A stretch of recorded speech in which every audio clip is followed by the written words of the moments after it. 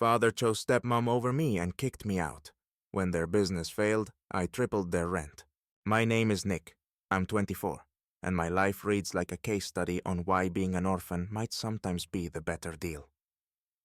Growing up with my father, Harry, was a relentless exercise in endurance. He was a self-appointed tyrant, a man who believed that love was best served with a side of indifference and iron-fisted control. Every day began with his booming sermons about discipline, ambition, and sacrifice. Of course, the sacrifices were always ours to make. For Harry, the world was an unkind place, and he made sure home was no different. Things took a nosedive when I turned 16. Harry, in what I could only assume was his twisted version of a midlife thrill, married Martha. If you're someone who believes in the fairy tale version of stepmothers, spare me. Martha was sharp-witted and sharper-tongued. She reveled in slicing through whatever slivers of self-worth I had left. If there was an Olympic sport for demoralizing your stepson, she'd have taken gold. With Martha in the picture, my role as the household's emotional punching bag solidified. Home turned into a gladiatorial arena where I was the permanent underdog. The games? Humiliate Nick was always on the schedule. Then came my 18th birthday. I'd hoped for a break, a glimpse of normalcy. What I got instead was Harry's voice slicing through the morning silence, louder and more venomous than ever. He barked at me to pack up and get out, with the urgency you'd expect if the house were burning down. But there was no fire, just his cold command and that familiar look of disdain. No explanations, no teary goodbye. Just Harry, standing at the door, more eager to see me leave than I'd ever seen him about anything else. The door shut behind me with the finality of a chapter being erased. I found myself standing on the cracked pavement, a half-zipped backpack slung over my shoulder, feeling like I'd stepped out of a badly scripted drama. But there were no dramatic camera angles or melancholic soundtrack. Just the empty street, the chill of early morning air, and the raw realization that, from that moment on, I was alone. Homeless, abandoned, and wondering, is this really my life? The first night on the street wasn't just a night. It felt like an endless descent into a void where time stretched out mercilessly. Hunger gnawed at my stomach, turning it into an unwelcome companion, while every shadow that danced on the fringes of my vision felt like an enemy waiting to pounce. I wandered aimlessly, my body propelled forward by a basic need to stay moving. The air was sharp and biting, cold enough to penetrate layers of clothing and send shivers racing down my spine. It whispered, "Welcome to the club," as if the street had its own sick initiation ritual. Each step in my worn-out sneakers felt like a small act of defiance. If I stopped, I feared I'd become another forgotten piece of the pavement. And the street? The street has no mercy for the weak. Within days, my meals became a sad cycle of stale croissants, scavenged from cafe dumpsters, and coffee that tasted more like watered-down regret. Coins dropped into my pocket like rare treasures, each one guarded with the hope that they'd somehow multiply overnight. People passed by with smiles that felt foreign, their eyes glazing over me as if I were a phantom best left unseen. And to be fair, I understood. The world keeps spinning, and it's easier to ignore the ghosts haunting the edges of normal life. I learned that if superpowers were real, mine was invisibility. On the third day, I met him. A man who looked like he had weathered every storm life could conjure. His hair was streaked with gray, his jacket littered with cigarette burns, and his eyes were full of stories nobody would ever want to tell. He was stationed outside a shelter, sitting on the cracked steps like it was his throne. He spotted me and smirked. "Hey, newbie. First shift, huh?" His voice was raspy, worn like the soles of my shoes. I offered a sarcastic smile in return, 1 part bravado, 2 parts exhaustion. We exchanged words for barely 5 minutes, but before he leaned back into the wall with a knowing look, he gave me a lifeline. "There's a help center on Main and 5th, not charity, but they'll give you a bed." That lead felt like a breath of air in lungs that hadn't breathed in days. The help center wasn't a dream come true, but it was warmth and walls. The air smelled of stale hope and old wood, but it was paradise compared to the concrete and metal bench I'd been calling home. The mattress I sank onto was thin, every spring threatening to stab through, but with my backpack hugged tightly to my chest, It felt like a fortress. The night was full of muffled snores, fits of coughing, and the occasional sigh, a symphony of survival. And still, it beat the street by a mile. Morning brought the harsh glare of reality, but also a sliver of luck. I found a job at a warehouse, a place that didn't care about my past, just that I could lift, push, and pull until my muscles screamed. Every box tested my limits, the grind relentless. Each day felt like a battle, except life wasn't a silent coach. It was a cruel spectator, laughing from the sidelines. Still, I pushed through. The ache in my arms and the sweat stinging my eyes felt like a badge of honor when, at the end of the day, I clutched my first paycheck. Small, barely enough for more than basic meals, but it was mine. Proof that I was starting to claw my way out of the pit, one grueling day at a time.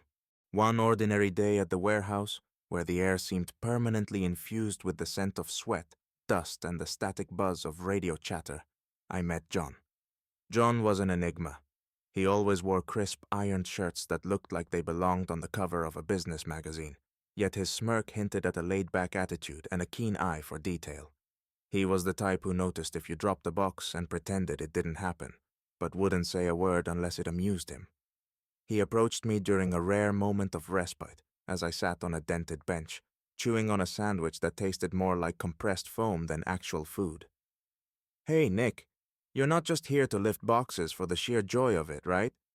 His voice carried that teasing edge, the kind that made you question if he was serious or just playing around. I chuckled, nearly choking on the dry bread. "Yeah, John, I'm aiming for the gold medal in moving crates full of cheap toys," I shot back, my voice laced with sarcasm. He grinned wider. "Well, if you're that driven, I might have something a bit more thrilling. Courier work. The pay's better, the stress level's higher. It's a bonus."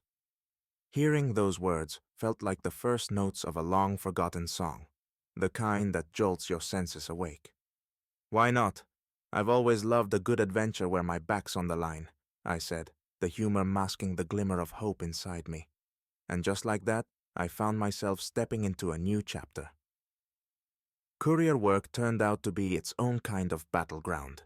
Each day was a chaotic race against time, weaving through relentless traffic, dodging glares from drivers who'd cut you off without a second thought, and dealing with doors that seemed to shut in your face just for fun. "Hey, pal, easy on the door slams. It's not a competition," I'd shout after strangers, met with nothing but confused looks. 6 months into that breakneck routine, somehow, I ended up as the team lead. It seemed my knack for lugging boxes and knowing routes down to the last pothole translated into skills that worked in the chaos of city deliveries. John handed me a folder one day, his smirk present as always. "Congrats, kid. Now you're responsible for these geniuses," he said, tapping the thick file full of route maps and the list of numbers marked "Do Not Call." A year later, the unbelievable happened. I sat in an office with a polished plaque that read, "Department Manager." Sometimes I'd catch my reflection in the window and wink at it just to convince myself that this wasn't an elaborate joke. I had clawed my way up, past the concrete, the cold, and the judgmental whispers of my past. Securing my own apartment felt like winning a battle. I walked in for the first time, half expecting someone to tell me it was a mistake. But no, it was mine. A small studio with a couch that pulled double duty as a bed, a kitchen that was more like a puzzle to navigate, and creaky floors that protested every step. It wasn't a palace, but it was a fortress free from my father's voice and Martha's disdainful stare. Every night, I'd lie on that squeaky couch, staring at the ceiling with a smirk of my own. "So, life, maybe you're not as terrible as you once pretended to be," I'd think, my chest light for the first time in years. Career-wise, things were unfolding brilliantly, as if someone up there finally decided to hand me an ace instead of another punch to the gut. Day by day, I wasn't just dealing with paperwork and meetings, I was living it. When your head swims with numbers, plans, and ambitious goals, you start feeling like a real action hero, only with a laptop instead of a gun, and saving the day meant winning arguments with suppliers. I enrolled in business management courses, led by an instructor who was a mix of Gordon Ramsay and a university professor. Either you paid attention, or you got such a verbal roasting, your self-esteem took a vacation. And it was great. I sat in the front row, scribbling notes as if my life depended on it. And in a way, it did. After a couple of years of studying and working, I founded my logistics agency. Small, with 2 office chairs that creaked with every movement, and a computer that could have competed with dinosaurs for the oldest thing around title. But it was a start. I called potential clients with enthusiasm that could punch through concrete. Hello, Mr. CEO of Huge Corp. Interested in cutting your logistics costs? Let's talk before you realize I'm a nobody, I'd say with confidence, as if a billion-dollar company stood behind me, not an office the size of a closet. Clients started coming. Small businesses at first, then bigger ones. Within a year, I was waving contracts that could make any skeptic question their reality. And then the thing that usually happens in stories like mine happened. Money. Not coffee change money. I mean the kind that makes your bank account look like it was stolen from a heist movie. I didn't splurge on fancy cars or pointless trinkets. Well, not right away. I invested in real estate and expanded the company. More employees, more partnerships, more responsibility. My small company became known in its segment, and to be honest, I felt like the king of my little world. Harry and Martha? They were left in the past, where they belonged. My father's shadow and her haughty looks no longer defined my life. Guess what, Dad? Your tough love worked, but not the way you imagined, I'd think, leaning back in my leather chair, which, by the way, no longer squeaked. Years passed, and my life finally looked the way I had always dreamed. An office on the top floor overlooking the city, coffee that didn't taste like cheap plastic from a vending machine, and a chair you could spin in while pretending to ponder life's great mysteries. But the best part? I had forgotten about the shadow of my past, until they showed up. Harry and Martha stood at the threshold of my office, and I nearly spat out my espresso. They looked like they'd just stepped out of an ad for charity appeals. Worn-out clothes, tired faces, and the same gaze that had once sent me packing. The irony of the moment was so sweet I could barely hold back a smirk. There was no cold disdain in their eyes now, only desperate pleading. It was like a scene from a cheap drama, only this time I wasn't the one being thrown out. I was the one deciding whether to let them in. Well, hello, Harry began, trying to force a smile, but it looked more like his teeth were on strike. Nick, we need to talk. We need your help. Martha nodded so vigorously her bangs trembled like they were caught in a sudden gust of wind. I paused, pretending to focus on the stack of papers on my desk. Talk? I raised an eyebrow, toying with a pen in my hand. Interesting. Do you remember the last time we talked? Yeah, when you tossed me out like an old shoe. Martha bit her lip, and Harry tried to regain control. Nick, we know we messed up, but the business, it went under. We put everything into it and we need help. Their pride seemed to shatter right before me, like that potted plant I had once knocked over in their living room and got scolded for all week. I felt something strange, almost alien. Satisfaction. Not the gloating kind you read about in cheesy revenge stories, but a cold realization that now I held all the cards. I let the moment hang, watching them shift uneasily, before saying, in an even tone with no emotion, We'll discuss this tomorrow. Come back in the morning. Harry blinked, clearly not expecting that response, but nodded. Thank you, Nick. His voice shook like a dry leaf in the wind. Martha whispered something inaudible and nudged Harry toward the door. The office fell silent as it closed behind them. I leaned back in my chair, letting a small smile escape. Well, life, you do have a wicked sense of humor, I thought, glancing at my reflection in the glass wall. The next day, Harry and Martha were in my office reception, looking as if they were waiting for a court verdict. I deliberately kept them waiting for a few minutes, savoring their awkward anticipation. They fidgeted, taking in the white walls and minimalist decor that screamed of my success. Finally, I walked out of my office with the air of someone who had a million other things to do, and only a minute to spare for their trivial problems. So, shall we begin? I said, gesturing for them to sit across from my desk. Harry cleared his throat nervously, trying to fill his lungs. Nick, son.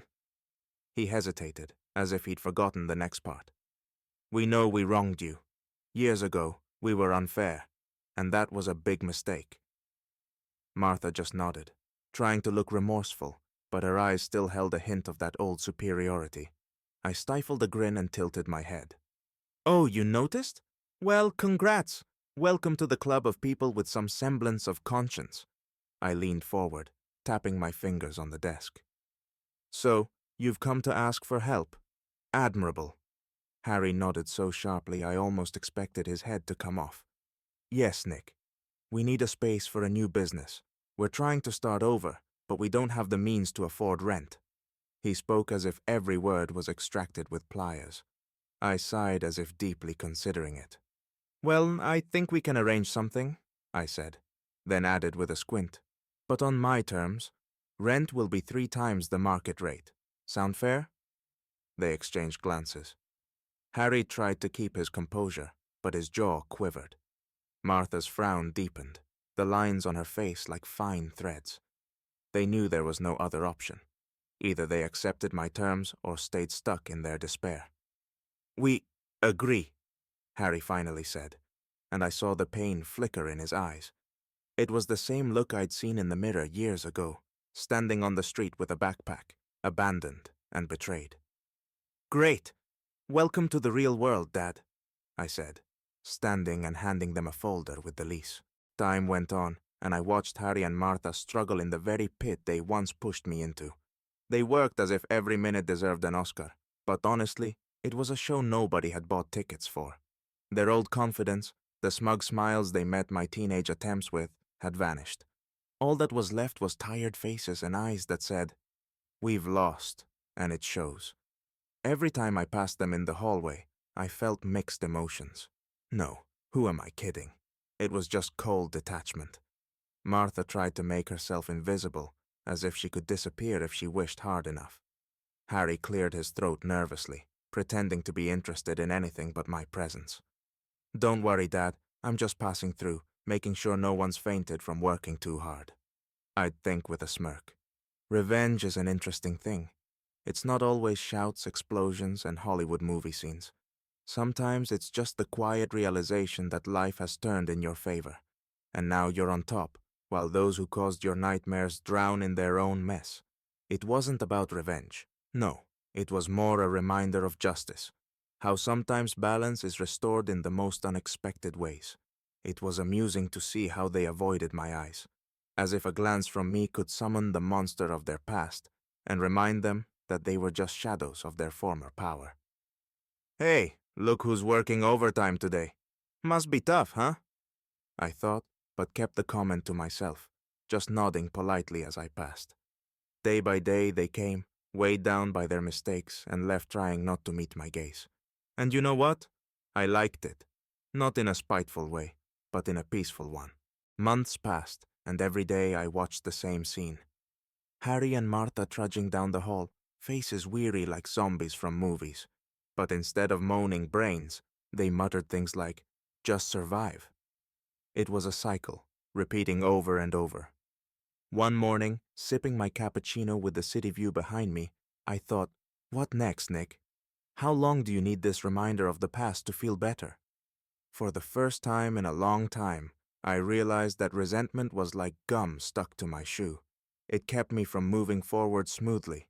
Vengeance, sure, it tastes good at first, but it gets old fast. I called Harry and Martha into my office. Yes, the same office with the view they must have thought was the epicenter of their defeat. Harry came in first, tense, eyes ready for another round of humiliation. Martha, surprisingly, looked less prickly, as if she was too tired to keep up her old Queen of Snark routine. "Sit down," I said, gesturing to chairs that incidentally cost more than they could have dreamed of affording in their best days. They exchanged nervous glances. Harry cleared his throat, bracing himself. But instead of unleashing sarcasm and watching them squirm, I said, "I've decided it's time to ease things up for you. I'm willing to lower the rent to a reasonable rate." The silence in the room was so thick you could hear the clock ticking on the wall. Harry blinked like someone had just handed him a free pass to heaven. Martha exhaled as if she'd been holding her breath for years, and for the first time in forever, I saw something in my father's eyes that wasn't anger or stubborn pride. There was a hint of gratitude. "Nick, thank you," Harry said, and there was so much sincerity in his voice, I nearly cracked a joke in response. "No problem. You see, keeping someone on their knees isn't real strength. True strength is offering a hand and letting them stand," I replied with a slight smile, feeling the last traces of bitterness leaving me.